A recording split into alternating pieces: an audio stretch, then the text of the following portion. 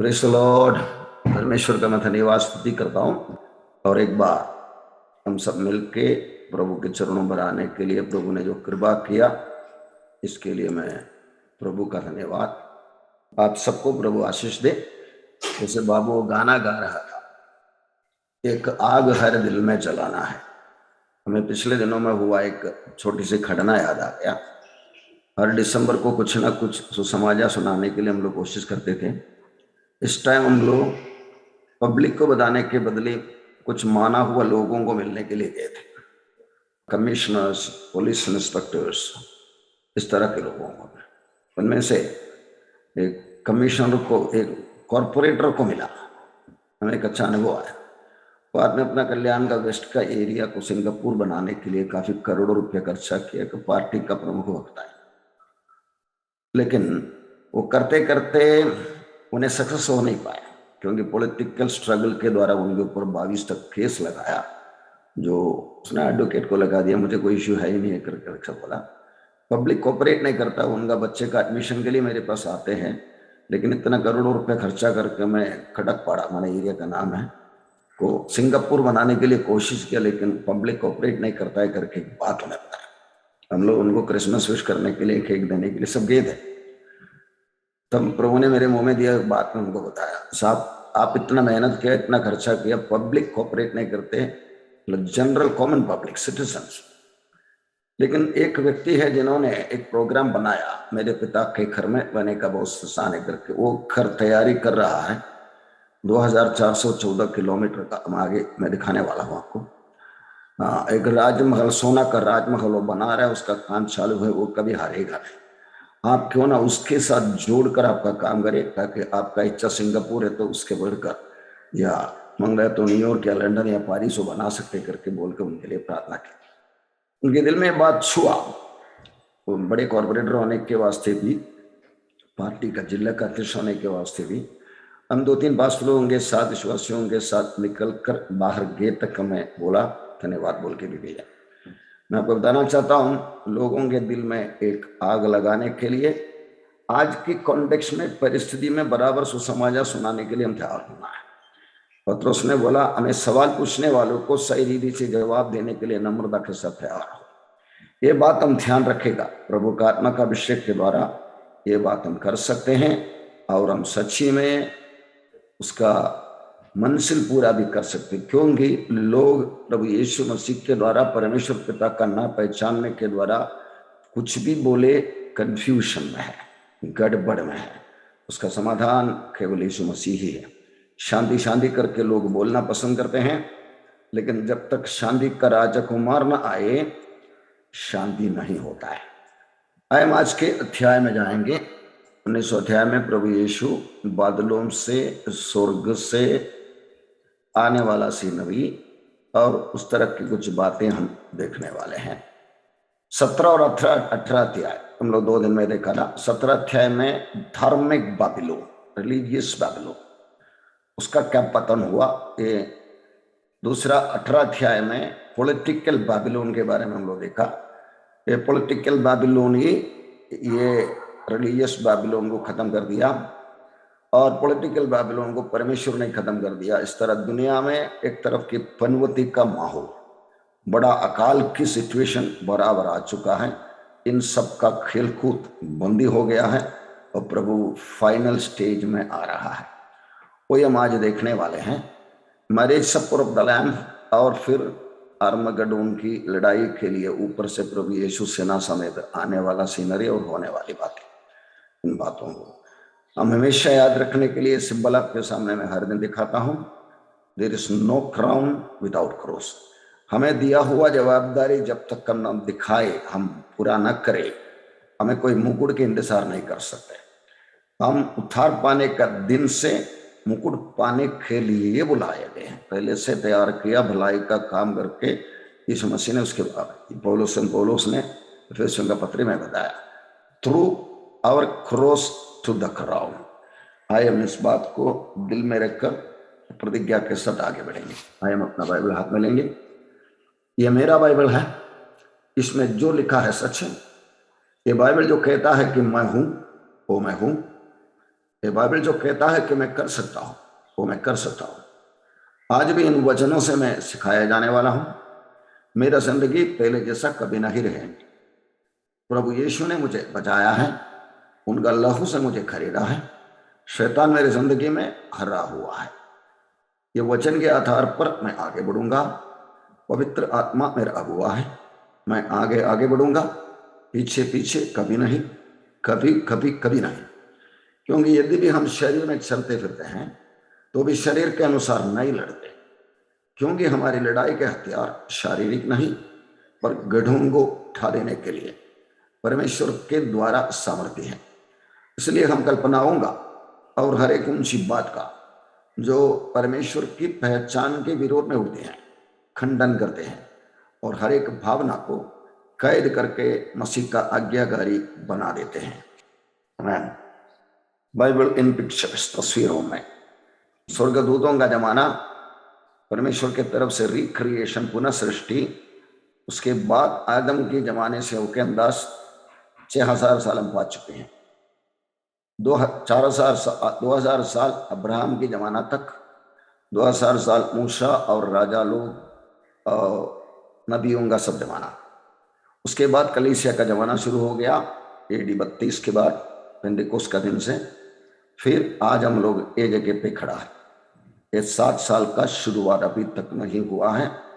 जब कलीसिया उठा लिया जाएगा तब हम लोग अभी पढ़ते आ रहा है वो दिनों का अंदर प्रवेश करेंगे, जिसको बाइबल दानियल का 70वां सप्ताह, याकूब का संकट का समय ऐसे नामों से बुलाया है। 7 मोहरों को देखकर, 7 तुरहियों को देखकर, 7 कटोरा उमड़ने वाली बातों को देखकर, उसके बीच में कुछ घटनाओं को देखकर हम लोग इसके आखिरी पद तक, नजदीक तक आ गया है। कल का इतिहास परमेश्वर ने हमारे लिए प्रकट कर दिया। ये बात समझकर उसकी जानकारी में हम जा रहे हैं। ये जमाने में हम धरती में नहीं रहेंगे, लेकिन ये सारी खबरें कलीसिया को देने के लिए प्रभु यीशु ने बोला। इसका मतलब जब तक हम इधर से ना निकले, हम इस धरती में परमेश्वर का प्रतिनिधि है, रिप्रेजेंटेटिव स्वीटे का है, चुना हुआ वंश, राजपदधारी याजकों का समाज, परमेश्वर का निज प्रजा, परमेश्वर का पवित्र लोग हम है, ताकि अंधकार के वश में से अद्भुत ज्योति में बुलाया उनके गुण दुनिया को प्रकट कर। ये हमारा जवाबदारी है, रिस्पॉन्सिबिलिटी है। ये दिल में रखकर हम आगे बढ़ेंगे। इसका 19वां अध्याय का पहले से 4 वचन तक हम पढ़ेंगे। Please read it. इसके बाद मैंने स्वर्ग में मानो बड़ी भीड़ को ऊंचे शब्द से यह कहते सुना, हालेलुया, उद्धार और महिमा और सामर्थ हमारे परमेश्वर ही का है, क्योंकि उसके निर्णय सच्चे और ठीक है। उसने उस बड़ी वेश्या का, जो अपने व्यभिचार से पृथ्वी को भ्रष्ट करती थी, न्याय किया और उससे अपने दासों के लहू का बदला लिया है। फिर दूसरी बार उन्होंने कहा, हालेलुया, उसके जलने का धुआं युगानुयुग उठता रहेगा।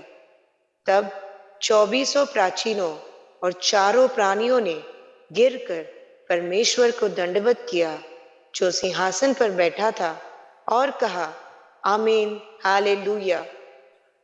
ये 17-18 अध्याय में हम लोग देख चुका बात होगा, एक रिविजन, एक पुनर्बताने वाले बात करके इसको सोच सकते हैं।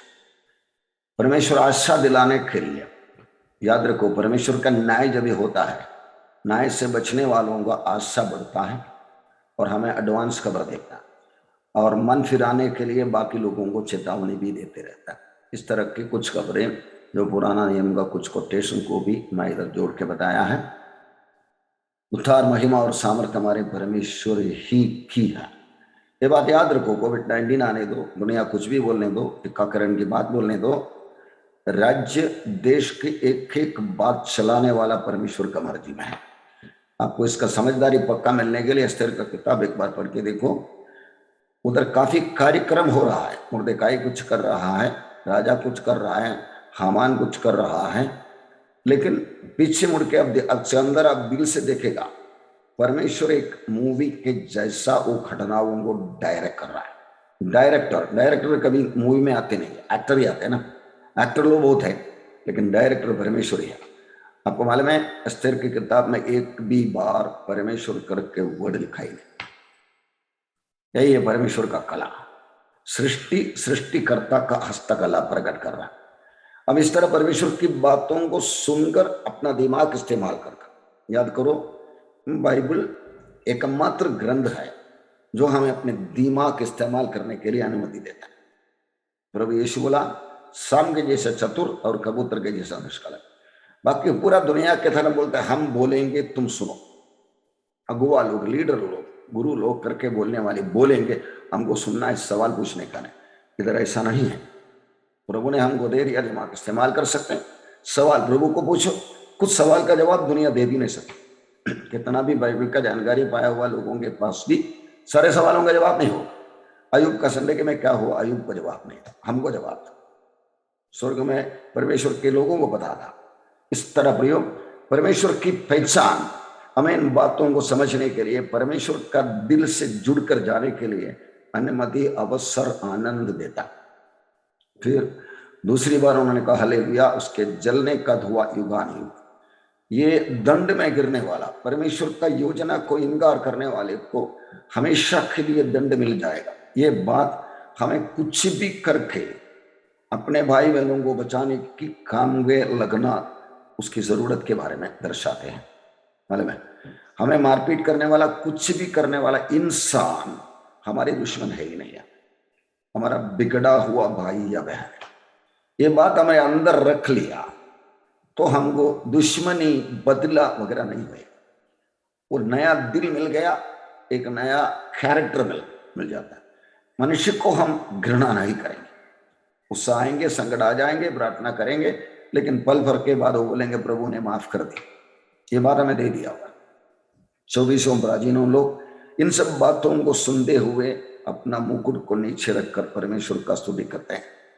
इस तरह बातें आगे बढ़ते हैं। 24 एल्डर लोगों का इधर फोटो दिखाया और बाकी लाखों स्वर्गदूतों की बात दिखाया। इस तरह हम आगे बढ़ते हैं। आए हम 5 से 7 वचन पढ़ेंगे। तब सिंहासन में से एक शब्द निकला, हे हमारे परमेश्वर के सब डरने वाले दासों, क्या छोटे क्या बड़े, तुम सब उसकी स्तुति करो।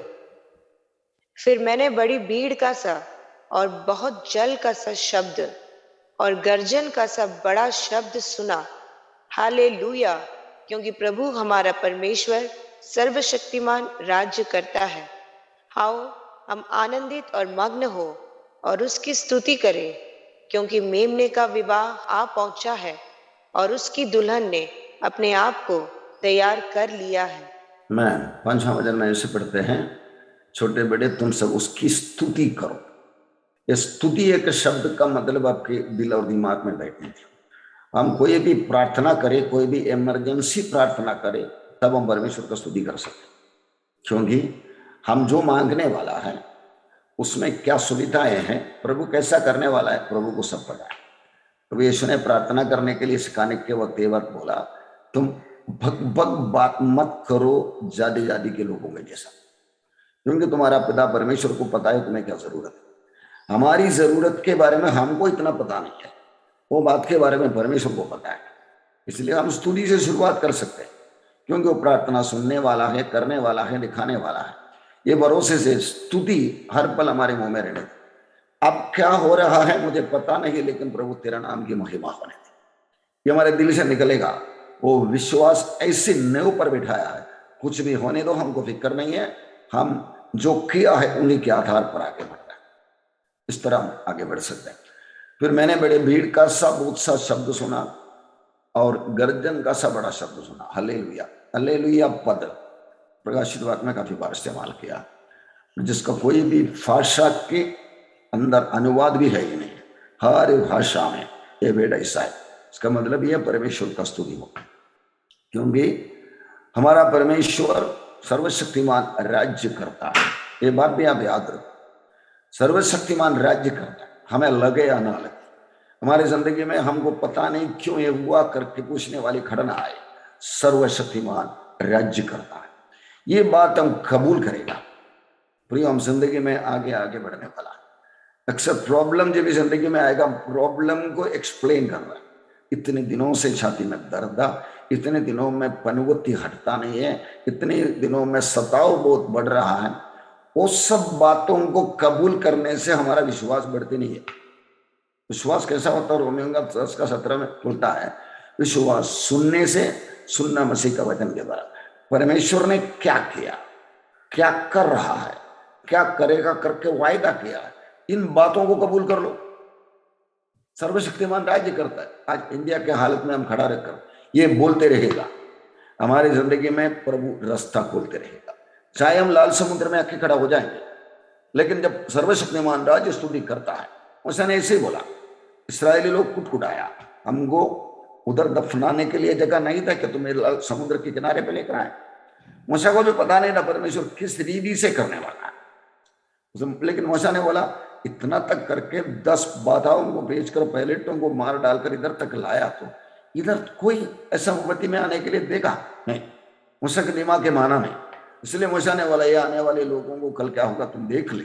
ऐसा बोला तो परमेश्वर ने मूसा को बोला, लाठी दिखा, someone to believe him and to declare the faith on it। कुछ लोगों को परमेश्वर ढूंढ रहा है, एक मुर्देकाई को, एक जोसेफ को, एक दानियल को, एक मूसा को, एक दाऊद को ढूंढ रहा है, ताकि उनके द्वारा लीडिंग करने के लिए आगे बढ़े। आपके समाज में, आपकी कलीसिया में, आपके देश में, आपके बस्ती में आपको ही परमेश्वर चुना है, ये बात याद रखे। हर परिस्थिति में सर्वशक्तिमान राज्य करता है, ये बोलेगा, काम आगे बढ़ते जाएगा। आओ हम आनंदित और मग्न हो और उसकी स्तुति करें, क्योंकि मेमने का विवाह पहुंचा है। याद रखना, ये मेमना 4 अध्याय में यूहन्ना को जैसे ऊपर लेके गया AD 95 में, 2020 के बाद कुछ दिनों में जाने वाला है, लेकिन अब तक इतनी घटनाएं दुनिया में होते आ रहा है, विवाह हो चुका नहीं, आ पहुंचा है। इसमें हम लोग ये अंदाजा अनुमान कर सकते हैं, इतने दिनों में हम क्या करते हुए। पहला कुरिन्थी 3 अध्याय का करना होगा, हम खोल के देखेगा, अपन किया हुआ कामों को, सोना चांदी बहुमूल्य पत्थर से किया हुआ कामों को आग के द्वारा परखे जाएगा। और दूसरे 3 आइटम और बताया, लकड़ी घास फूस के द्वारा, लकड़ी घास फूस के द्वारा किया हुआ काम जल जाएगा, और सोना चांदी बहुमूल्य पत्थर से किया हुआ काम आग के अंदर से पार हो जाएगा, तो चमकते हुए बाहर आ जाएगा। इसका मतलब सिर्फ इतना ही है, जो करने वाला काम प्रभु को दिखाने के लिए करो। जो भी हम काम करते हैं इंसान को दिखाने के लिए मत करो। हमारे तकलीफ को दुनिया सर्टिफिकेट नहीं देता है, परमेश्वर आप देखता है करके। कलीसिया को बात करते हुए प्रभु ने एक बार बार बताया, मैं जानता हूं तू नम्र है, मैं जानता हूं तू धीरज रखा है, मैं जानता हूं तुम्हारा धीरज बढ़ रहा है, मैं जानता हूं छोटे भविष्यवक्ता को, अपostल को तू ढूंढ के निकाला, उनको इनकार कर दिया, मैं जानता हूं तू लाउदिकिया कलीसिया का सिस्टम में नहीं है। बहुत बात बोलता, मतलब परमेश्वर को बार हमें याद दिलाना, मैं जानता हूं तुम्हारी प्रॉब्लम, नजर मेरे ऊपर। भजन वाला बोलते हैं, जैसे दास का नजर मालिक की ओर और दासी का नजर मालकिन की ओर, वैसा मैं परमेश्वर तेरी ओर। यह नजरिया रहेगा। मेमना का विवाह पहुंचा है और उसकी दुल्हन अपने आप को तैयार कर लिया। ये भी एक ध्यानपूर्वक देखने वाली बात है। दुल्हन अपने आप को तैयार कर दिया। आज कलीसिया में, मंडली में लोगों के दिल के अंदर ये भावना बैठ चुके हैं, कलीसिया का पास्टर एक अच्छा अभिषिक्त रहेगा, बाबा हमारा जिंदगी सुरक्षित है, समझो दिनकरण के जैसा, बेन्हीन के जैसा, वैसा वगैरह वगैरह नहीं है। वो लोगों का काम सिर्फ इतना ही। एफेसियन 4:11 में ये बताया है, apostle, profit, evangelist, pastor, teacher, 5 पदों को इसीलिए दिया कि equipping the saints for the work of the ministry, संतों को अपना काम करने के लिए तैयार करना है। भाई साहब, बहन जी, आपको कुछ करना है। अक्सर हम लोग पेंटिकोस्टल चर्चेस में गवाही बोलने का एक सिस्टम है। गवाही क्या बोलेंगे? मैंने पिछले हफ्ते प्रभु के लिए क्या करने को कोशिश किया, मुझे क्या नतीजा मिला। ये बात बोलेगा तो सुनने वाले को और थोड़ा प्रोत्साहन मिलता है। इक्विपिंग, तैयार करना, मतलब हम काम करते ही रहना है। हमें सिर्फ इसके लिए जिंदा रखा है। प्रभु ने बोला बाकी सब जरूरतें, तेरा बच्चे का, परिवार की तसल्ली, शांति, चंगाई, नौकरी, विवाह वगैरह सब कुछ मैं देख लूंगा, तुम मेरा बातें देख लो। हमारे गांव में एक भाई है, फैनाटिक इवेंजलिस्ट, मतलब इवेंजलिस्ट उसके अंदर उबल रहा, मतलब वो घूम घूम के सुबह जाकर उसका एक ऑटो रिक्शा है, ऑटो रिक्शा लेकर जाकर कोई एरिया में खड़ा हो जाएगा और छोटा सा माइक के बोलते रहेगा, सुसमाचार बातें करते रहेगा। जब भी 4 बजे 5 बजे सब लोग नींद से उठते हुए आवाज सुनेगा। उनका एक रिक्शा में एक स्टेपनी टायर है, उस स्टेपनी टायर के ऊपर मत्ती का 6वां अध्याय के 30-31 वचन में प्रभु ने जो बोला हुआ बातें, पहले परमेश्वर का राज्य और धार्मिकता की खोज में रहो, सब ये सब दिया जाएगा। ये बाकी सब बातें जादी जादी कर लोग ढूंढते हैं। इन बातों को समराइज करके एक स्टेपनी टायर में उन्होंने लिख के रखा है, तू मेरा काम कर, मैं तेरा काम करूंगा। बराबर है, प्रभु का काम हम करते जाएगा, प्रभु हमारी बातें देख लेगा। यही है बढ़ के आने वाला विश्वास। इधर क्या लिखे रखा है, अपने आप को दुल्हन तैयार कर लिया। दुल्हन को पास्टर जी ने, बिशप ने, पादरी ने तैयार नहीं किया, अपने आप को। 1 जॉन 3:3 में ये रिपीट भी किया है प्रभु ने, याद रखो। हमें काम करने के लिए रख लिया है और वो काम पहले से तैयार किया हुआ है, और वो ढूंढ के निकाल के पूरा करना हम जिंदगी में ठोकर ना खाने के लिए जरूरी है करके पत्रोस उसका दूसरी पत्री में बताया। अपने आप को दुल्हन तैयार कर लिया, ये याद रखकर हम चलते रहेगा। मुझे प्रभु ने कुछ जवाबदारी दिया है ताकि हम प्रमोशन होके मेमना के विवाह में पहुंचने वाला दुल्हन की जगह पे आ जाए। ये बात इधर परमेश्वर हमें याद दिला रहा है। ये दुल्हन कौन है करके अगर आपको थोड़ा भी डाउट है तो बात को क्लियर करने के लिए मैंने एफिसियों का 5वां अध्याय का 22 से 33 वचन के अंदर लिखा हुआ बातों को इधर सारा बताया है। पत्नियों अपने पति के अधीन रहो जैसे प्रभु में है, क्योंकि पति पत्नी के सिर है, जैसे कि मसीह कलीसिया का सिर है करके बोल के पति पत्नी का रिश्ता के बारे में बोलते हुए चर्च ब्राइड ऑफ क्राइस्ट, कलीसिया मसीह का दुल्हन करके बातों को दबा दबा के बताया। याद रखिए बात, कंफ्यूजन के बिना रहने के लिए परमेश्वर का वचन में काफी बातें बताया हुआ है। मैं पूरा पास पढ़ना नहीं चाहता, आपको पढ़ सकते हैं। और जैसे मैं कलीसिया को बोलता हूं वैसा मसीह में है, मसीह भी कलीसिया के साथ करता है। देखो, कलीसिया मसीह पति पत्नी, कलीसिया मसीह पति पत्नी, ये आइटम दोबारा दोबारा दोबारा बोलते रहे। To be the bride of Christ, अपना ड्यूटी पूरा करते जाने के लिए याद दिलाने वाला दुल्हन भी अपने आप, दुल्हन आज की कलीसिया। ये पद में से हम पीछे मुड़ के जा सकता है, याद रखो। उद्धार नहीं निकलेगा तो भी हम अपने जवाबदारी से हटेगा तो आगे में क्या मिलेगा। मत्ती का 5:19 में प्रभु ने बोला, मेरी इन छोटी सी छोटी बातों को मानने वाला, सिखाने वाला स्वर्ग राज्य में सबसे बड़ा होगा।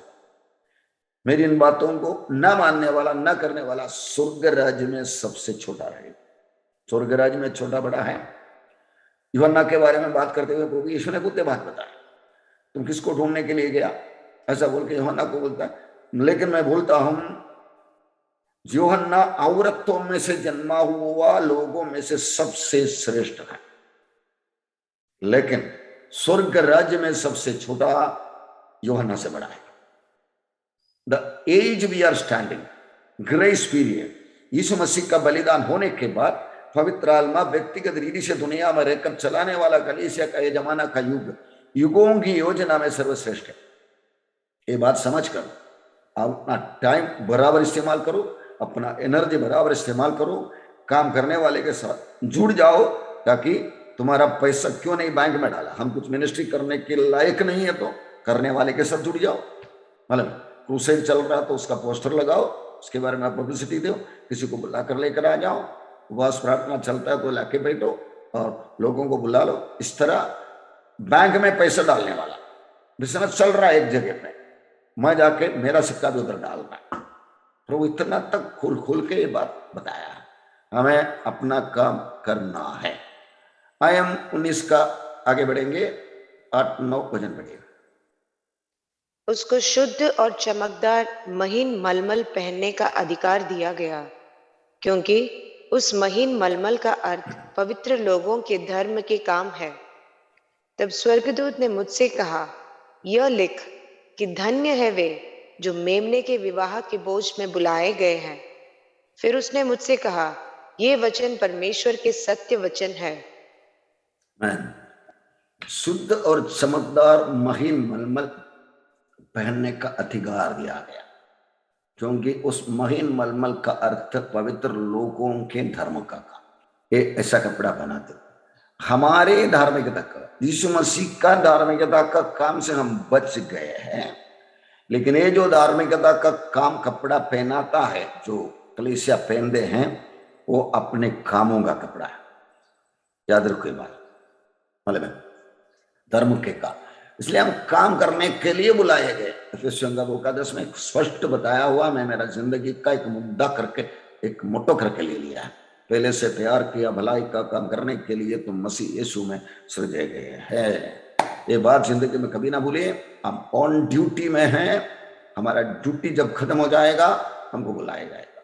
समझो हम लोग इस तरह में बेटा है, बुढ़ापे में मेरा 70 उम्र हो गया, तो प्रार्थना करने के लिए काफी वक्त खर्च कर सकते हैं, बाइबल पढ़ने में, लोगों को सुनाने में, जितना हमसे होता है, जो तरीके में हमारे बुलाहट के आधार पर करने के लिए हम तैयार हो जाएगा।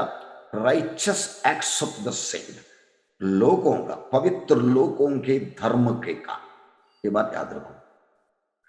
नवा वचन में हमें पढ़ते हैं कि स्वर्गदूत ने मुझसे कहा, धन्य है वो मेमने के विवाह भोज में बुलाए गए। इसराइलियों को सूचित करता है, मतलब नया नियम भी लोगों को दुल्हन की पोस्ट में लेता है, पुराना नियम को लोगों को, जैसा मैं यूहन्ना बपतिस्मा दादा के बारे में बोला, औरतों में जन्मा हुआ सबसे श्रेष्ठ, लेकिन स्वर्ग राज्य में सबसे छोटा यूहन्ना से बड़ा। ये पहनाने वाला, तैयार करने वाली बातों को जोसेफ को जब भी बंदी गृह में लेकर आ रहा था, तब नहलवाया, अच्छा कपड़ा पहनवाया, फरोह के सामने आ रहा है ना, इसी तरीका का एक पहनाने वाला सिस्टम इधर में देख रहे हैं। मत्ती का 22 अध्याय में स्वर्ग का राज्य उस राजा के समान है जिसने अपने पुत्र के विवाह किया और उसने अपने दास को भेजा कि निम्न लोगों को विवाह भोज में बुलाए, परंतु उन्होंने नहीं आना चाहा। 8वां वचन, तब उसने अपने दासों को कहा, विवाह का भोज तैयार तो है, परंतु निमंत्रित लोग योग्य नहीं ठहरे। इसका मतलब बुलाए गए काफी लोग, इसमें से भाग नहीं लोग। हमें ये देखना है, पहले की बातों को भूलकर आगे को देखकर दौड़ना है। यार ऑन रेस, एक कुश्ती में है, एक गोदा में लड़ाई के लिए निकला हुआ है, एक पल में हटना नहीं। कलीसिया के टाइम में मैंने दिखाया था, 2 बॉक्सर लोग बॉक्सिंग करते रहते, एक पल भी हटना नहीं तो मुंह में मार लगेगा। यार ने बात भेज दी भी, हम शरीर में चलते फिरते तो भी शरीर के अनुसार नहीं लड़ते, हर दिन हम लोग कबूल करके आ रहे हैं, इसे बाइबल वर्ड्स है। इसलिए ये लड़ाई की फील्ड में मुझे मेरा भविष्य बनाना है। बच्चों को स्कूल में ट्यूशन भेजने के लिए हम भेजेगा, टीचर बराबर नहीं है मैथ्स लेने में, मैथ्स के लिए अलग पैसा खर्चा करके हम दूसरे की बलता। हमें प्रमोशन मिलने के लिए कुछ side by side post, railway में वगैरह सब एम्प्लॉयमेंट मिलेगा, लोग करते रहते हैं बात, मतलब है मुझे प्रमोशन मिलना है, इसलिए कुछ ना कुछ पढ़ता है, आगे बढ़ता है। 20 साल का स्कूल कॉलेज की पढ़ाई के बाद 40 साल का नौकरी मिलने के लिए इतने पैसा खर्च करते हैं, माँ बाप इतने तकलीफ उठाते हैं, सिखाते हैं। ऐसा है तो 70 साल का अभ्यास करते, तकलीफ उठा के 70 करोड़ करोड़ करोड़ साल का प्रतिफल के लिए हम लोग क्या नहीं करना चाहिए। अपना दिमाग और दिल इस्तेमाल करो।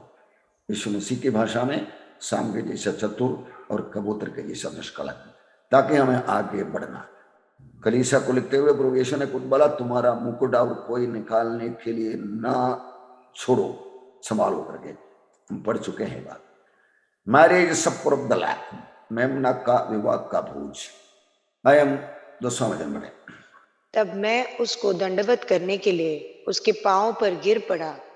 उसने मुझसे कहा, देख, ऐसा मत कर, मैं तेरा और तेरे भाइयों का संगी दास हूं, जो यीशु की गवाही देने पर स्थिर है। परमेश्वर ही को दंडवत कर, क्योंकि यीशु की गवाही भविष्यवाणी की आत्मा है। मैन ये बातें बताते हुए स्वर्गदूत ऐसी बातें यूहन्ना को बता रहा था। यूहन्ना अचंभित हुआ। यूहन्ना को एक स्वर्गीय मंडल की महसूस हो रहा है। परमेश्वर के पास से ये स्वर्गदूत लोग जो गिर गया, उनका गिरने का कारण यही था, जो काम प्रभु उनके द्वारा करने को देता था वो इतना महान था, उनको भी हजम नहीं होता था। They could not digest it. इतना बड़ा काम मैं कर सकता, और करके सोच के उनके अंदर घमंड आ गया कि हमें होना नहीं है। सृष्टिकर्ता वो है, हम सृष्टि है। कितना भी सृष्टिकर्ता हमको बताए, बनाने के लिए दे दे।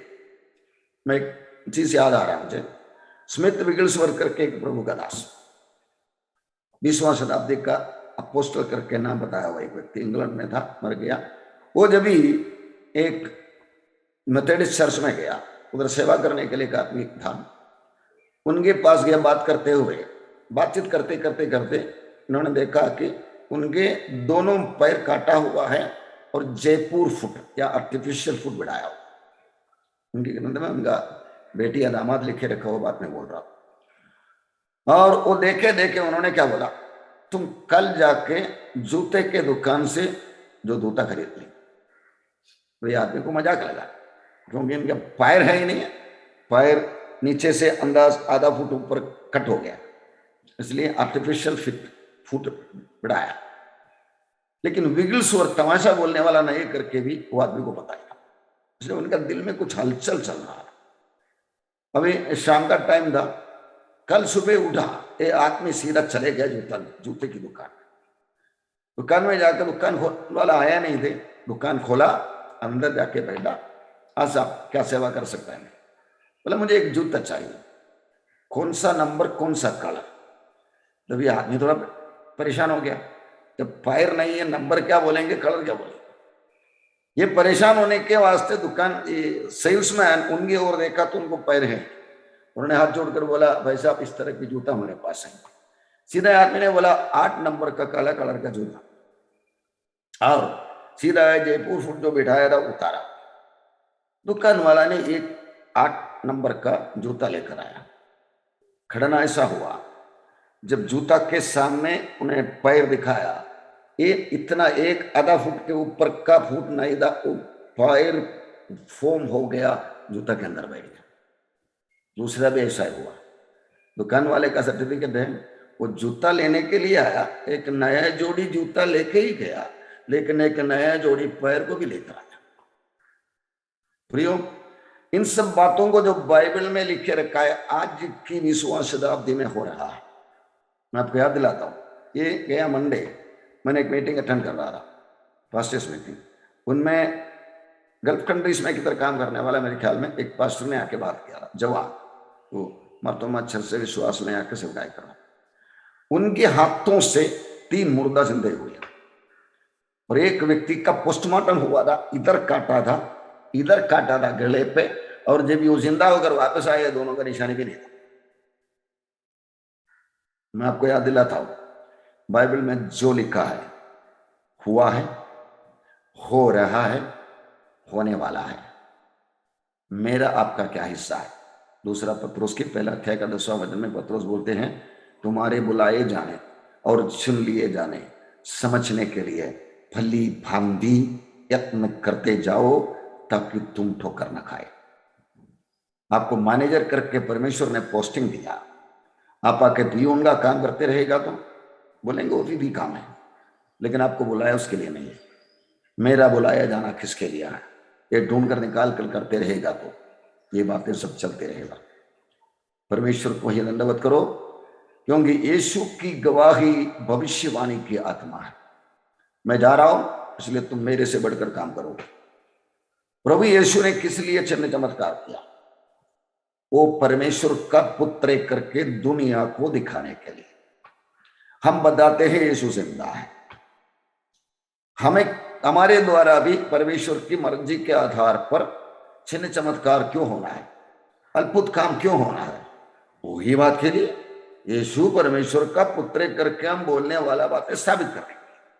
मरकुस का 16वां अध्याय का आखिरी वचन में ऐसे लिखे रखा, वो लोग जाके सुसमाचार प्रचार करते रहे और प्रभु यीशु उनके साथ चलकर चिन्हों और चमत्कारों के साथ वजन स्थापित करते रहे।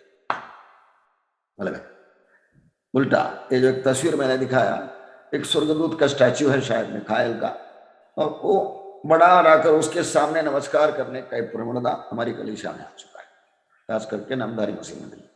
उनकी आराधना नहीं, वो हमारे संघ की दास से करके समझदारी में हम काम करेगा, वो हमें संभालने के लिए भेजा हुआ। कामों में करना है। ये बात कुलोसियों का पत्र में पौलुस याद दिला रहा है। कोई मनुष्य आत्महीनता और स्वर्गदूतों की पूजा करा के तुम्हें दौड़ के प्रतिफल से वंचित न करे। ऐसा मनुष्य देखी हुई बातों में लगा रहता है और अपनी शारीरिक समझ पर व्यर्थ फूलता है। स्वर्गदूत लोग जो टिके हुए हैं, अच्छे हैं, काम करते हैं। इधर से मर के चले गया संत लोग अच्छे जगह पे पहुंच गए हैं, लेकिन वो हमको उनसे बात करना नहीं, मरे हुए लोगों से बात करना नहीं, मरने के लिए प्रार्थना करना नहीं, इस तरह की बातें में याद रखना। वो लोग अच्छे जगह पे पहुंच गया। ये दुनिया में क्या चल रहा है इधर से निकल गया एक संत को भी पता नहीं। आबेल से शुरू होकर ये पिछले दिनों में रक्तसाक्षी बनकर मरा हुआ लोगों में किसी को पता नहीं दुनिया में क्या चल रहा है, सिर्फ परमेश्वर को ही पता है। फिर हम उनसे विनती करेगा तुम, अगर दुनिया में चलने वाली बातों को उनको पता लगेगा, उनको स्वर्गीय अच्छा नहीं लगेगा, क्योंकि बहुत टेंशन में रहेगा। मेरा पापा मर गया है, हमारा बच्चों में से एक बच्चा बेवड़ा है, शराबी है करके मेरा पापा को उधर देख लिया तो पापा को शांति नहीं मिलेंगे। मतलब पापा स्वर्ग में है, उनको स्वर्ग का दुनिया के टेंशन लेना ही नहीं है, इसलिए अच्छे अच्छे लोग स्वर्ग में चले गए। पौलुस थिस्सलुनीके का पत्र में बात याद रहा, आशा रहित लोगों के जैसा तुम आशा रहित मत रहना। यीशु मरा जी उठा करके विश्वास करता है तो उनके आगमन में तुम भी उठा लिया जाए। इस तरह सत्य को बराबर समझकर वचन में बने रहने के लिए इन सब बातों के द्वारा प्रभु हमें याद दिलाता है। स्वर्गदूत हमारी सेवा करने वाला है, हम उनकी पूजा करना नहीं है, ना कोई संतों की पूजा नहीं करना। उनके अच्छे उदाहरण लेकर हमको जिंदगी में सीख सकता है। उदाहरण मदर मेरी अच्छा टेस्टिमनी दिया, यूहन्ना का माँ ने गवाही दिया, उसको बोला परमेश्वर ने जो बोला बातें मान लिया तू धन्य है।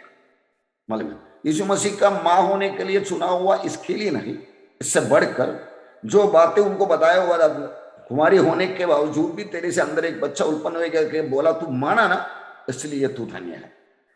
याद रखो, परमेश्वर बोलने वाली बातों को मानने वाला धन्य है।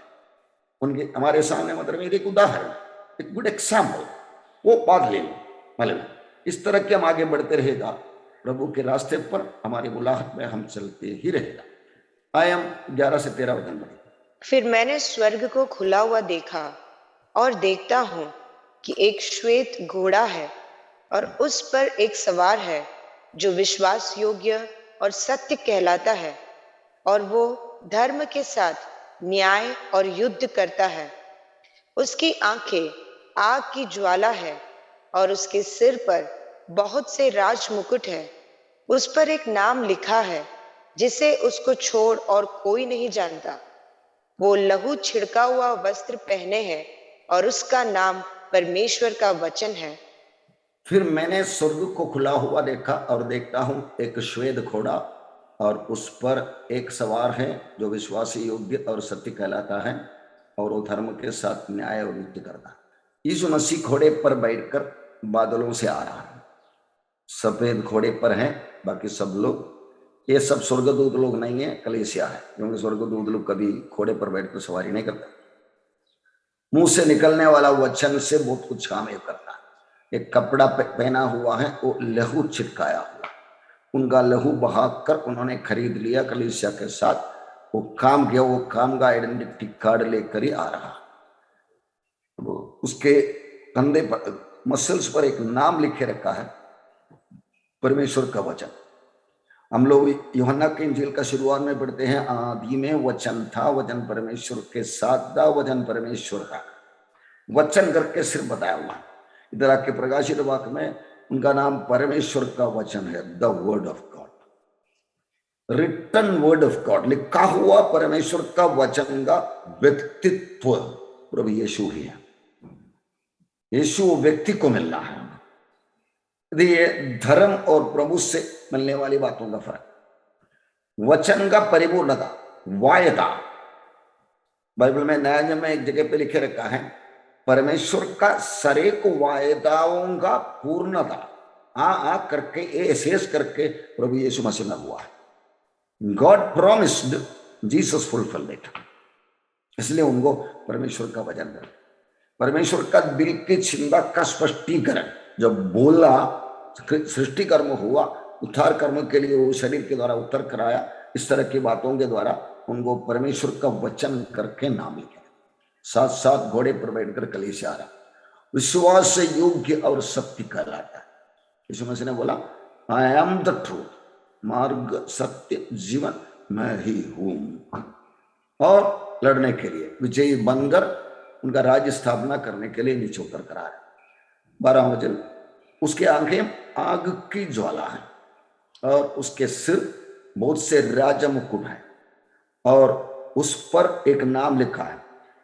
एक बात देखेगा तो आंखें आग की ज्वाला, यीशु मसीह के साथ शरीर है, हड्डियां हैं, लेकिन खून बहने वाले तरफ की जिंदगी नहीं है, महिमामय शरीर है। वो महिमामय शरीर रखे बंद हुआ दरवाजे के अंदर, कमरे के अंदर यीशु मसीह आ गए और 2 बार कम से कम बाइबल में लिखे रखा, हमको भी वैसा मिलने वाला, महिमामय शरीर का, अमरता की शरीर का, मरणहार शरीर से फर्क है, ये हमको मिलने वाला है। तो इन सब बातों को थोड़ा मनन करते रहेगा, हमें कोई भी तकलीफ निराशा में नहीं डाल सकता। मतलब 20 साल बच्चे पढ़ते हैं, अच्छा इंजीनियर, डॉक्टर, बिजनेसमैन, कुछ ना बल्कि 40 साल काम करने के लिए, इतना तकलीफ उठाने के लिए बच्चे तैयार होता है, माँ बाप तैयार होता है, तो हम क्यों ना तकलीफ उठाए? जो तकलीफ को हम उस लेवल से देख ले, कल में क्या होने वाला है मुझे पता है, मेरा भविष्य के बारे में मुझे पता है। हमें ये भरोसा दिलाने के लिए इतिहास में परमेश्वर क्या करने वाला करके हमारे लिए लिखे रखा। आज का समझदार ठेकेदार कलीसिया को प्रभु खुद लिख रहा है बात, इन सब बातों, ताकि हम ये सब करने वाले यीशु मसीह के साथ राज्य करने के लिए हम बुलाए गया है। तुम्हारे बुलाए जाने और चुन लिए जाने समझने के लिए भली भांति यत्न करते जाओ। We should not neglected. कलीसिया में सेवकाई करने वाले अलग अलग तरीके से, apostle, prophet, evangelist, pastor, teacher, काम करने वाले को तकलीफ आ सकता है। पौलुस उसका एक उदाहरण ही था, लेकिन उसको निराश नहीं करता था। पौलुस के बारे में ऐसा सुना है, उसको गला काट के मार डाला, पत्रुस को जब क्रूस पर लटकाया, पौलुस एक रोमी नागरिक होने के वास्ते रोमी नागरिकों को क्रूस पर चढ़ाते रहे। गला काटने के लिए ऑर्डर निकला कैसर की राजमहल में, तब काटने वाला इतिहास की कुछ बातें को लिखे रखा है, मैं बता रहा हूं। देखा तो पौलुस कुछ लिखता था, पीछे आके तलवार लेके आदमी खड़ा हो गया, चुप रहा था। बहुत आदर करते थे वो लोग भी, जेल के लोग भी। एक बार वो ऐसा करके किया तो पीछे मुड़ के देखा, क्या हुआ? पौलुस ने पूछा, बोला ऑर्डर मिला है आपका सिर कटवाने के लिए। पौलुस ने पूछा, कब से तुम खड़ा है इधर? बोला 5 मिनट हो गया, आप कुछ लिखता था इसलिए तकलीफ देना नहीं करके मैं रुक रहा था। अरे मैं मेरा प्रभु के पास जाता था ना 5 मिनट पहले, बोल के सीधा अपना सिर रख लिया, काट के लेके काटा दिया। यही है एक मसीह विश्वासी का मरने का तरीका। मालूम है, ऐसा मरने में कुछ मजा है। बहुत से राजा मुकुट। दूसरा आइटम, मसीह विरोधी जब 6वां अध्याय में सफेद घोड़े पर बैठकर प्रकट कर रहा, एक मुकुट दिया गया, ये 60 साल के लिए जय पाने के लिए दिया। इधर जो राजा थी राजा आ रहा है, बहुत से राजा मुकुट, उस पर एक नाम लिखा है जिससे उसका छोड़ और कोई नहीं जानता। बहुत मिस्टीरियस बातें। वो लहू छिटका हुआ वस्त्र पहने हैं, हमें बचाने के लिए बहा दिया लहू को दर्शाता है। शैतान के खिलाफ लड़के जो गिरे हुए लोगों का लहू के बारे में, वो अकेला लड़ाई किया करके लिखे रखा। ये सब लहू प्रभु यीशु मसीह ने बहा दिया लहू को दिखाता है, जो परमेश्वर का वचन है करके साफ साफ उसका नाम भी बताया हुआ। अभी ये लहू की बातों को कुछ आइटम मैंने इधर रखा, लेवियों की किताब में जब पाप मुक्ति के लिए लहू बहाने का था, लहू ला के वेदियों का सिंगों में लगाना है, बाकी लहू नीचे उंडेलना है वगैरह करके लेवियों की किताब में बकरे का लहू को, लेकिन सबको एक छाया के रूप में दिया है। लेवियों की किताब में ये बताया है, लहू लेकर आकर बकरे को काटकर लहू चिपकाएगा, महायाजक का ऐसा करने के बाद तुम्हारे लिए प्रार्थना करेगा, पाप मुक्ति मिलेगा। लेकिन ये पॉइंट को खंडन करके इब्रानियों की किताब में बोला है, मेमना और बकरे का लहू पाप मुक्ति नहीं देता है। अभी आपको लगेगा कि ये कंट्रोवर्सी है क्या? नहीं, ये लोग जो परमेश्वर ने बोला मान लिया, इसलिए परमेश्वर का आने वाला दुनिया का पापों का बोझ उठाने वाला परमेश्वर का मेमना, उसका होने वाला बातों को एडवांस बोल दिया, बातों को मान लिया, इसलिए आने वाला यीशु मसीह का बलि के द्वारा वो लोग को सम्मान मिलते थे, पाप क्षमा मिलते थे। लेकिन बहुत से यहूदी लोग ये गलत समझा। मतलब इसको मैं समझने के लिए आपको बोलूं, समझो कि यहूदी एक पाप किया और बलिदान चढ़ाने के लिए बकरे को लेकर आया और बलि चढ़ाया, याजक ने प्रार्थना किया, उसका पाप मुक्ति दिया और वो वापिस जा रहा है। जाने के टाइम समझो किसी के साथ और झगड़ा हुआ, थोड़ा कुछ गुस्सा कर गया, पाप कर दिया। तब उसने बोला तू अभी अभी बलि चढ़ा के पाप मुक्ति लेकर आ रहा है, दोबारा क्यों झगड़ते भाई ऐसा? सब बोलेगा तो एक भावना में बोलता हूं। ये आदमी बोल सकते हैं अरे मेरे घर में इतने बकरे पड़े हुए, अगर एक करेगा तो मैं और एक लेकर आ जाऊंगा, तीसरा हो गया तो और एक लेकर आ जाऊंगा। And that is an absolutely wrong concept. वो नहीं है। दिल के अंदर की पश्चाताप बदलाव होता ही नहीं है करके बोल करेगा। दिल की बदलाव के एक निशानी के रूप में परमेश्वर ने बोल दिया, बातों को मान लिया करके। अब्राहम को परमेश्वर ने जो बोला वो मान लिया, निकल जाओ, कहां जाना पता नहीं, मान लिया, विश्वास का पिता बन गया। परमेश्वर ने योजना बनाया, ये योजना उनके लिए क्लियर नहीं था, वायदा किया जगह पे वो पहुंचा भी नहीं है। लेकिन इब्रानियों का 11वां अध्याय में लिखे रखा है वो ऐसा निकला, इसलिए उनको उनका परमेश्वर है करके बताने के लिए परमेश्वर लज्जित नहीं था। 11वां अध्याय की बात बोल रहा हूं मैं। God was not ashamed to be told, Abraham का परमेश्वर, इसहाक का परमेश्वर बोलने में लज्जित नहीं था। परमेश्वर हमारे बारे में ऐसा बोले बना, मैं जोश का परमेश्वर हूं। आपके बारे में ऐसा बताना चाहता, अपना जिंदगी संभाल कर आगे बढ़ो। परमेश्वर ये बोलेंगे दाऊद मेरा दिल की इच्छा पूरा कर लिया एक इंसान, उसकी जिंदगी में पाप हुआ था, लेकिन परमेश्वर का भय, आदर, आज्ञा पालन, उसको ये नाम कमा के दे दिया। परमेश्वर जो बोला वो करने वाला है, हमारे लिए बोला है, हम उसी का मनन करके उसी का आज्ञा पालन करके आगे बढ़ेगा। परमेश्वर हमारे बारे में भी ऐसा बोल सकता है। लघु की बातें मैंने तुलना करके बताया। अब आगे 14-15 वचन पढ़े। स्वर्ग की सेना श्वेत घोड़ों पर सवार और श्वेत और शुद्ध मलमल पहने हुए उसके पीछे पीछे है। जाति जाति को मारने के लिए उसके मुंह से एक चोखी तलवार निकलती है।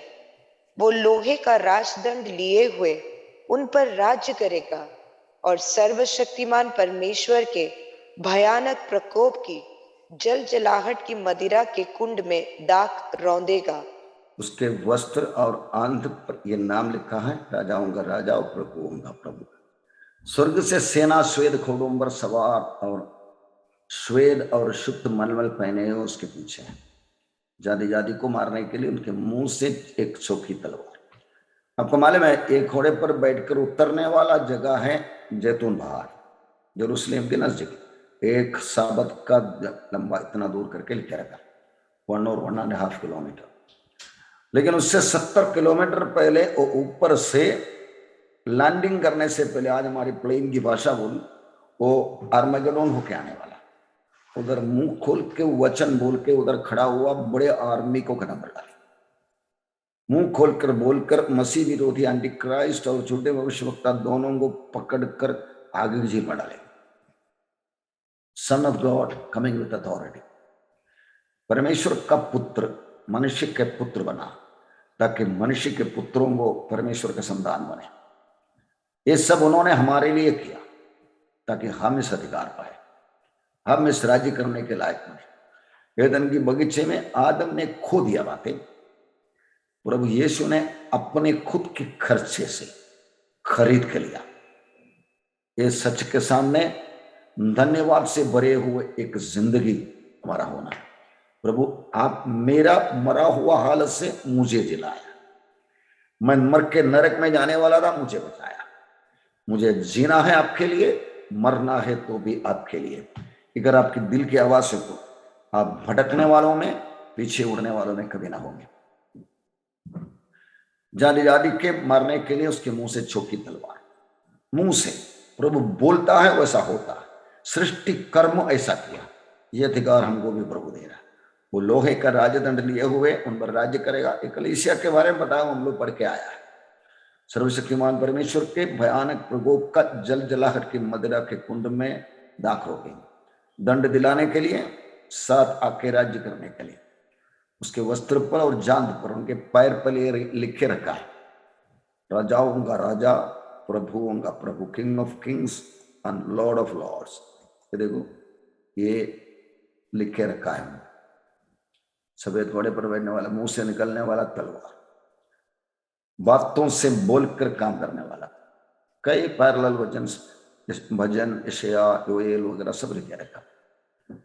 इन बातों को बताकर प्रभु हमें अपनी जवाबदारी के लिए तैयार होने के लिए चेतावनी दे रहा। याद रखो, कलीसिया हम प्रभु के साथ आने वाला है, लेकिन आने वाला करके आज समझकर मेरा भी नाम उधर होना है, मैं भी उनके साथ खोना है करके मैं को तैयारी करना।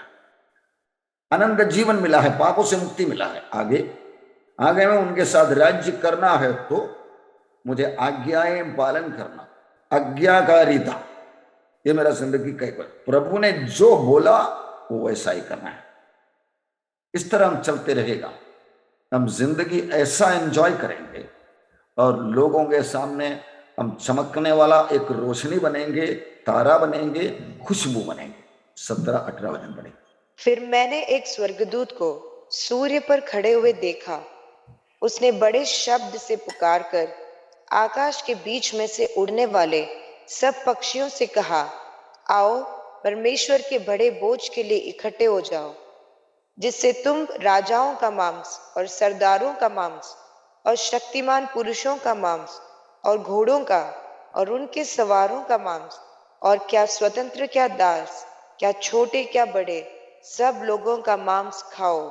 मैं पक्षी को सूर्य में एक स्वर्गदूत के साथ खड़ा हुआ देख रहा है। ये बात कितना कुछ बोलने की जरूरत नहीं है, बातों को बड़ी क्लियरली लिख के रखा है। सब पक्षियों से कहा, आओ परमेश्वर के बड़े बोझ के लिए इकट्ठा हो जाओ। ऊपर से आने वाला एक पक्षी की बात बोला तो मैंने इस्राएलियों का इसमें देखा। A griffon vulture lands in an area used as a feeding station where carrion is left by conservationists as a part of the national project to protect and increase population of the protected bird in Israel. ये vulture वो जाति को जो कम होके जा रहा है संभालने के लिए इस्राएली गवर्नमेंट काफी जगह रखे, अलग रखे। जैसा वाइल्ड एनिमल्स के लिए आज दुनिया फर्क के जगह रिजर्व करके रखा है, वैसे ही पक्षी के लिए रिजर्व करके रखा। प्रभु ने वायदा किया बहुत पक्षी आएंगे। AD 95 में यूहन्ना को बताया, AD 2020 के बाद होने वाली बात है। और आज क्या हो रहा है? पक्षियों को तैयारी कर रहा है। प्रोफेसीज बीइंग फुलफिल्ड, पक्षियों तैयार हो रहा है। 19 वचन पढ़े बेटा। फिर मैंने उस पशु और पृथ्वी के राजाओं और उनकी सेनाओं को उस घोड़े के सवार और उसकी सेना से लड़ने के लिए इकट्ठा देखा। मैं अब देखा, याद किया होगा, ये लोगों को इतनी पब्लिक को ये आर्मगेडोन करके ये पर लेकर आने के लिए क्या क्या चल रहा था पिछले अध्यायों को सारा एक राउंड मार के देखो। हाईवे बना रहा है, पूर्व देश से पार करके आने के लिए यूफ्रेटिस नदी, फर्रात नदी सुखा दिया है। सेना लेकर आने के लिए राजा लोगों को, इंडिपेंडेंट नेशंस बहुत है दुनिया में, उन सबके प्रेसिडेंट, प्राइम मिनिस्टर, राजा लोगों को समझाने के लिए ये तीनों शैतान, एंटीक्राइस्ट, झूठे भविष्यवक्ता के मुंह से 3 मेंढक क्रूबी जीविया निकला दे। आप परमेश्वर का बड़ा युद्ध का दिन को लोगों को लेकर आने के लिए, उनको घुमा फिरा के लेकर आने के लिए, चमत्कार करने के लिए बड़ा योजना चल रहा है। आज हमारे दुनिया में चलने वाला हर बातों को, including COVID-19 and vaccination and everything, sir ये दृष्टिकोण से आप देखो, सारा ट्रेलर चल रहा है। याद रखो, इस तरह के घटना होने वाला, ये परमेश्वर को पता है, शैतान को पता है। परमेश्वर का वचन वो मानने वाला परमेश्वर का बच्चों को पता है। दुनिया का अधिकांश लोग मानते नहीं, इसलिए जानते नहीं। उसके बारे में यूट्यूब में वगैरह से वर्ड आएगा तो इस तरह की बातों को लिखेगा तो इसको कॉन्स्पिरेसी थियरी कहा जाता है, ऐसा एक वर्डिंग लिखा है। मतलब काफी लोग बात कर रहे हैं, आजकल इतना आ रहा है इसके बारे में कि वन वर्ल्ड गवर्नमेंट वगैरह सब बातें को कॉन्स्पिरेसी थियरी करके लोग बोलते हैं करके यूट्यूब ने उसको इनकार करने के लिए अभी तैयार नहीं ये बात बोलने को सुन। याद रखो प्रियो, प्रभु यीशु बोले जैसा आने वाला है लिखे रखा हुआ जैसा होने वाला है। हम तैयार होकर और कुछ लोगों को हमारा दिया हुआ दिनों में तैयारी करने के लिए प्रभु ने हमें रखा। 16 का 16 में हम लोग ऑलरेडी पढ़ चुके हैं। उन्होंने उनकी उस जगह इकट्ठा किया जो इब्रानी में हर्मगेदोन कहलाता है। बात को हम लोग देखे हैं, मैं इधर आपको इकट्ठा ख्याल किया है वो जगह दिखाने के लिए वो वचन लिखे रखा है। हर्मगेदोन एक पहाड़ का बड़ा तराई है, उसमें लाखों करोड़ 20 करोड़ सेना आया करके लिख रहा है। उसके साथ साथ दुनिया के अलग अलग सेना किसके लिए आ रहा है? आसमान से आने वाला एक दुश्मन से लड़ने के लिए। और प्रभु आर्मगेडोन के ऊपर यरूशलेम से 70 किलोमीटर पीछे साउथ में नॉर्थ में आते वक्त उधर ही बोल बोल के इनको मर्डर करे, उनका मांस खाने के लिए बच्चों को रखा है। मालूम सेना होगा, घोड़े का अधिकारी होगा, सबका। History well written by God in advance. जल्दी होने वाली बातें मेरी दासों को बताने के लिए पिता परमेश्वर ने पुत्र को दे दिया। पुत्र ने स्वर्गदूत को भेजकर यूहन्ना को प्रदर्शित किया। आपको समझ में आ रहा है? आप कल का इतिहास पढ़ रहे हैं, टुमारोज हिस्ट्री। आपके अंदर आनंद उमंडना चाहिए। आप आनंद छुपा के रखना नहीं चाहिए। अंधकार की वश में से अद्भुत ज्योति में बुलाया, उनके गुण प्रकट करने के लिए बुलाया। You have to talk out. आप परख लो, देख लो करके यंगर जनरेशन को, एजुकेटेड जनरेशन को सब बोलते रहो, तब लोग को समझ में आना शुरू करें। मैंने वो कॉर्पोरेटर का बात इसलिए बोला, कल्याण वेस्ट को सिंगापुर बनाने के लिए कोशिश किया, थका हुआ इंसान, ओरिजिनल मैन्युफैक्चरर के साथ, ओरिजिनल लॉर्ड के साथ जुड़ा हुआ नहीं, उनको कनेक्शन मैंने दिखाया। लोग परमेश्वर के पहचान के बिना तड़प रहा है, गलत फहमियों में फंस रहा है। उन्हें छुड़ाने के लिए प्रभु ने हमें भेजा। यीशु मसीह आया बंदियों को छुड़ाने के लिए। वही काम हमको दिया, जैसा मेरे पिता ने मुझे भेजा है वैसा मैं तुम्हें भेजता हूं। 10 चेले लोगों को जब यीशु मसीह ने भेजा, बोला go heal the sick, cleanse the lepers, cast out the demons, raise the dead. ये बोल के भेजा।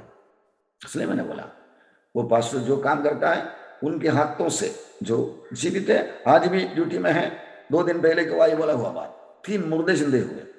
मुर्दा जिंदा होना कोई बड़ी बात है ही नहीं है, क्योंकि करने वाला हम है ही नहीं है, करने वाला वही है। वो जब भी करता है तो करता है। हमको बोलेगा तू हाथ रख, मैं बोल और मुंह खोल के बोल, मैं कर दूंगा, तो करना है। ये बात बाइबल में हुआ है, हिस्ट्री में हो रहा है, बाइबल में वायदा किया। ये बात हम लोग मनन करके हमारा परमेश्वर के साथ जुड़ा हुआ अनुभव रहेगा, तो हम हाथ रखे, दूसरा कोई हाथ रखे, कोई फर्क नहीं। मालूम हमारा हाथ से कुछ होने वाला है। हम जिस पर भरोसा रखा है, जिनकी आवाज हम बन के आ रहा, वो करने वाला करके हम बोलेगा तभी हो जाएगा। मूसा को बोला लाठी दिखा, तब लाल समुद्र खुल रहा है। हम भी वो जगह पे खड़ा है। इस तरह हमें आगे बढ़ना है, बातें सब होने वाला है। 20वां वचन, वो पशु और उसके साथ वो झूठा भविष्यवक्ता पकड़ा गया, जिसने उसके सामने ऐसे चिन्ह दिखाए थे जिनके द्वारा उसने उनको भरमाया, जिन पर उस पशु की छाप थी और जो उसकी मूर्ति की पूजा करते थे। ये दोनों जीते जी उस आग की झील में जो गंधक से जलती है डाले गए।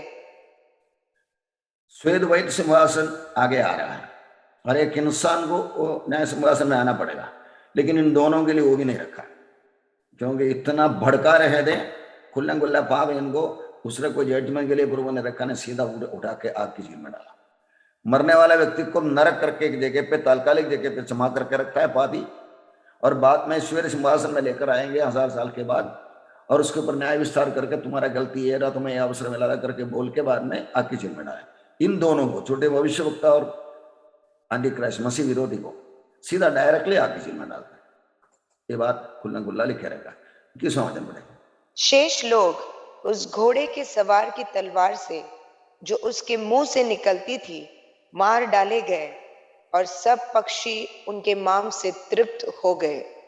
बोला ना, जब हर्मगेडोन के ऊपर के हर्मगीदो के ऊपर से चल के आ रहा है 70 किलोमीटर नॉर्थ ऑफ जेरूसलेम, उधर ही उधर एक काम कर देते हैं, मर जाता है, खत्म करता था पक्षी को मांस खाने की। फिर आगे आके जैतून पहाड़ में उतर रहा है प्रभु। अभी 19वां अध्याय हमारा इधर खत्म हो गया। 19 का और 20 में कब बीच में होने वाला कुछ घटना है, नया नियम में लिखे रखा हुआ बातें अगला 10-12 मिनट में मैं आपको दिखाऊंगा। घटना है बीच में क्या बातें हुआ, events between chapter 19 and chapter 20। यही हम लोग संपूर्ण बाइबल पढ़ने की जरूरत। 4 अध्याय में प्रवेश करने से पहले मैंने आपको याद दिलाया था, ये 4 अध्याय में रैप्चर होने से पहले होने वाला एक बात है, एसेकिएल 37:38। इस्राएल के ऊपर हमला करने के लिए गोग मागोग टीम आने वाला है। वो आने से पहले कलीसिया उठा लिया जाए।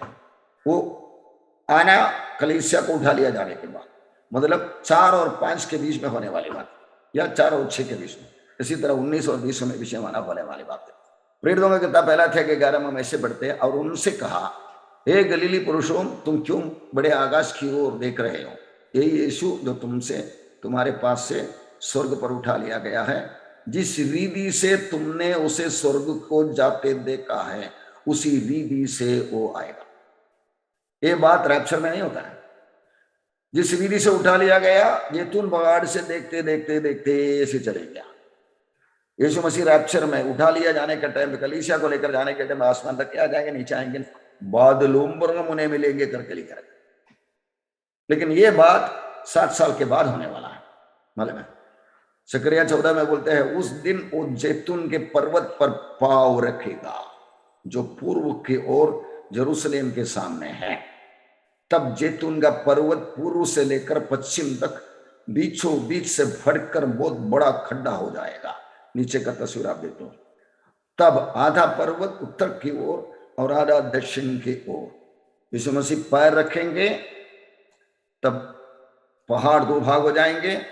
ये एरिया में आज की जमाने में एक होटल बनाने के लिए, टूरिस्ट के लिए, एक पार्टी को गवर्नमेंट ने परमिशन दे दिया। वो लोग खड्डा खोदना शुरू कर दिया बेसमेंट, अंदर बहुत खोखला खोखला आवाज आ रहा था, काम छोड़ के चले गया। एविडेंसेस देने वाला प्रभु, ये सब ढूंढने वाला हम होना चाहिए। जैसे वो जैतून पहाड़ से ऊपर चले गए, वैसा जैतून पहाड़ में उतरने वाला है 7 साल के बाद। बातें पढ़ने के लिए हम लोग को संपूर्ण बाइबल का जानकारी एक बैलेंसिंग तरीके पे होना है, दिन रात वचन मनन करते रहने वाला। इस तरह प्रभु यीशु आने वाला, और मगडोन का ऊपर से चल के आ रहा है, जैतून पहाड़ में उतर रहा है। इस तरह माउंट ओलिव्स में उतरने वाला है। इधर आके खड़े रख के, आसमान में खड़े रखकर आर्मगेडोन में खड़ा हुआ लोगों को मुंह का वचन से मार डालेंगे, और इधर आके 70 किलोमीटर साउथ में आके माउंट ऑफ ओलिव्स में उतरेंगे, और माउंट ऑफ ओलिव्स 2 भाग हो जाएंगे, और इस तरह की बातें लिखा रखा। यही है जेरूसलेम, यही है मगिदो। ये जेरूसलेम है, यह है मगिदो तराई, नसरत, गलीली, जोर्दान रिवर, वेस्ट बैंक वगैरह वगैरह सब उतरने वाला है इधर। मुंह से वचन बोल करके मार डालने वाला है आर्मी को इधर।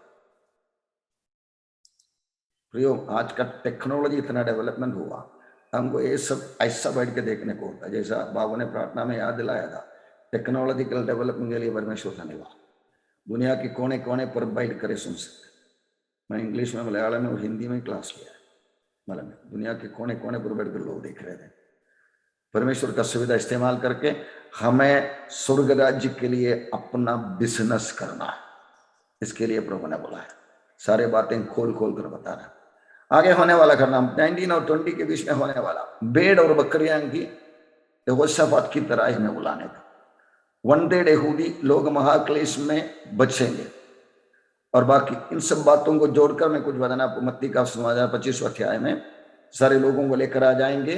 बीच में खड़ा हुआ, मेरे इन छोटे से छोटे भाइयों को तुमने माना, स्वीकार किया, मदद किया, मेरे इन छोटे से छोटे भाइयों को तुमने मदद नहीं किया। यह है लेफ्ट और राइट वाले को ऊपर का जजमेंट का रीजन। इसलिए लेफ्ट वाले ये महाक्लेश में मरा नहीं, जिंदा बचकर आ गया है, लेकिन ये यहूदी को मदद करने के लिए तैयार नहीं, जैसा वो धनिक व्यक्ति था वैसा। लेकिन ये राइट वाले मदद किया, इसके वास्ते उनको और यहूदी को मिलाकर राज्य में प्रवेश कर रहा है। इसको आपको दिखाने वाला कुछ वचन में आपको पढ़ के सुनाता हूं। मत्ती का समाचार 25वां अध्याय का 31 to 35 में ऐसे पढ़ते हैं, जब मनुष्य का पुत्र अपने महिमा में आएगा और सब स्वर्गदूत उसके साथ आएंगे, तो वो अपनी महिमा के सिंहासन में विराजमान होगा और सब जातियों को सामने इकट्ठा की जाएंगी, और चरवाहा भेड़ों को और बकरियों से अलग कर देता है, वैसा ही वो उन्हें एक दूसरे से अलग करेगा। वो भेड़ों को अपनी दाहिनी ओर और बकरियों को कई और बाई ओर खड़ा करेगा। तब राजा अपनी दाहिनी ओर वालों से कहेगा, हे मेरे पिता के धन्य लोगों, आओ उस राज्य के अधिकारी हो जाओ जो जगत की आदि से तुम्हारे लिए तैयार किया है। क्योंकि मैं भूखा था और तुम मुझे खाने को दिया, मैं प्यासा था और तुम मुझे पानी पिलाया, मैं परदेशी था और तुमने मुझे अपना घर में ठहराया। ये बात को एक लेवल की फुलफिलमेंट, पूर्णता आज के दिनों में हो सकता है, लेकिन इसको एक प्रोफेटिकल फुलफिलमेंट है, भविष्यवाणी की तरफ से पूर्णता है। वो यही हम लोग पढ़ रहा है, ये जो महाक्लेश के बाद में होने वाली बात है, उसका आगे का वचन। मैं नंगा था और तुमने मुझे कपड़ा पहनाया, मैं बीमार था तुमने मुझे सूती लिया, मैं बंदीगृह में था तुम मुझे मिलने को आया। तब धर्मी उनको उत्तर देंगे, हे प्रभु, हमने कब तुझे भूखा देखा और खिलाया, या प्यासा देखा और पिलाया? हमने कब तुझे परदेशी देखा और अपने घर में ठहराया, मैं नंगा देखा और कपड़ा पहनाया? हमने कब तुझे बीमार या बंदीगृह में देखा और तुमसे मिलने आया? तब राजा उन्हें उत्तर देगा, मैं तुमसे सच कहता हूं कि तुमने जो मेरे इन छोटे से छोटे भाइयों में से किसी एक के साथ किया, तब मुझे किया। मतलब ये बात को योएल के उधर वाक्य उसका पूर्णता दिखाने से पहले मैं तस्वीर आपको एक बात दिखाता हूं। इन दोनों को बोलने वाला वेडिंग, मेरे इन छोटे से छोटे भाइयों को जो बीच में खड़ा है, मतलब बीच में वो लोग खड़ा है, यहूदी लोग खड़ा है, सबको इकट्ठा कर रहा है, स्वर्गदूत लेके आ रहा है। अभी जोएल उसके बारे में क्या बताया हम देखेंगे।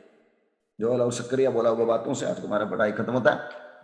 जोएल 3 अध्याय में, क्योंकि सुनो, जिन दिनों में और जिस समय में यहूदा और यरूशलेम वासियों को बंधुआई से लौटा ले आऊंगा, फाइनल गैदरिंग टुगेदर 1948 के शुरू हो गया। उस समय में जब जातियों को इकट्ठे करके यहोशापात की तराई में ले आऊंगा और वहां उनके साथ अपनी प्रजा अर्थात अपने निज भाग इस्राएल के विषय में, जिससे उन्होंने जाति जाति में तितर बितर करके मेरा देश को बांट लिया है, उनसे मुकदमा लड़ूंगा। जब 1,44,000 लोग उठा लिया गया, बचा हुआ औरत जंगल में भाग गया, उसको रहने के लिए जगह तैयार किया है करके हम लोग से पढ़ा ना, वो औरत की कहानी बोल रहा हूं। उनके वास्ते दुनिया के बचे हुए बाकी लोगों को मैं मुकदमा लड़ूंगा। उन्होंने तो मेरी प्रजा को चिट्ठी डाली और एक लड़का वेश्या के बदले में दे दिया और एक लड़की बेचकर दाक मधु पिलाया। इसी तरह सक्रिय जोएल भविष्यवक्ता BC 800 में लिखे रखा है बात, मालूम है।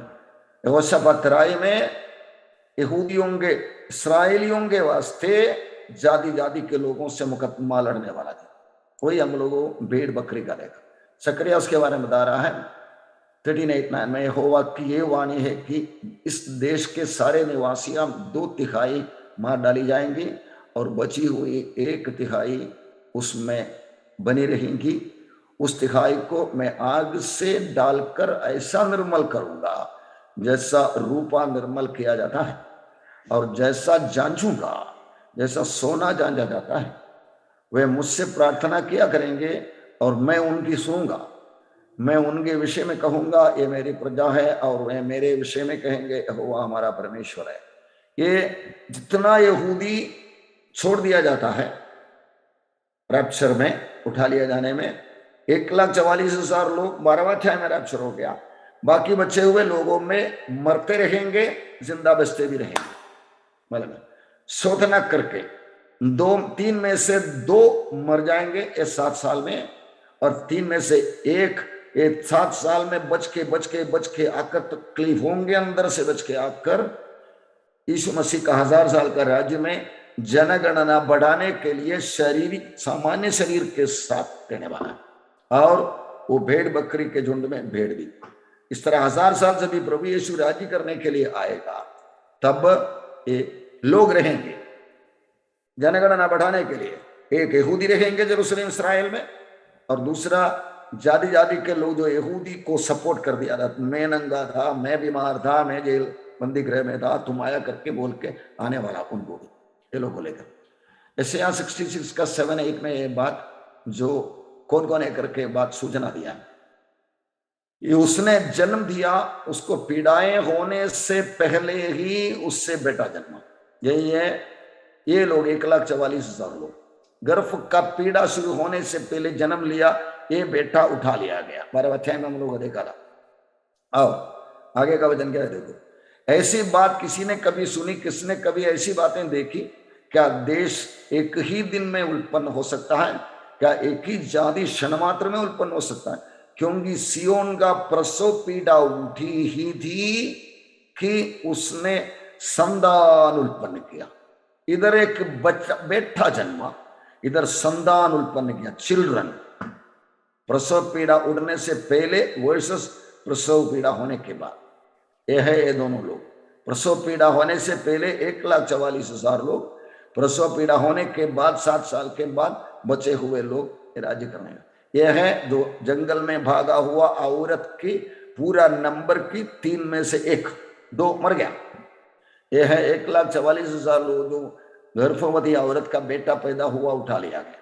हम लोग 12वें अध्याय में से पढ़े हैं, मैं आपको लिंकिंग करके दिखा रहा हूं।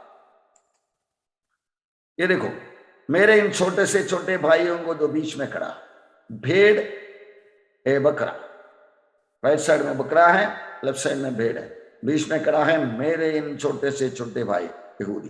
यहूदियों का जमाना है, याकूब का संकट का समय, दानियल का 17वां सप्ताह। माई ब्रदर इन ज्यूस, वो अपने घर में आया, उन्होंने उनको स्वीकार कर दिया। अपने घर कौन सा? यीशु कौन से घर में आया?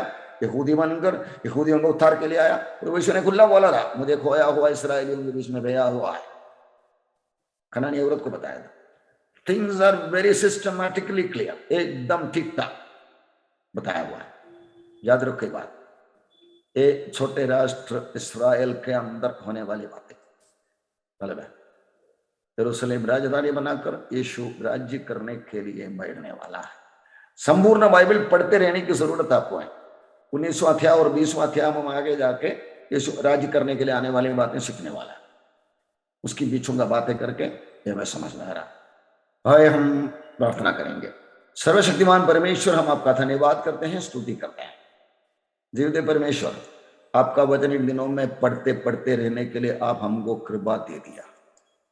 प्रभु, मैं इतना ही विनती करता हूं, ये लोग जो सुनने वाला खामोश ना रहे, पढ़े पढ़ाते भविष्य को जानकारी रखने वाला परमेश्वर, मैं उनके बच्चे दास होने के वास्ते मुझे बता दिया बातें लोगों को बताकर बच जाओ, उन पापी लोगों के बीच में से बाहर आ जाओ, ऐसा आपने बाबिलोन के संदेशा में दे दिया।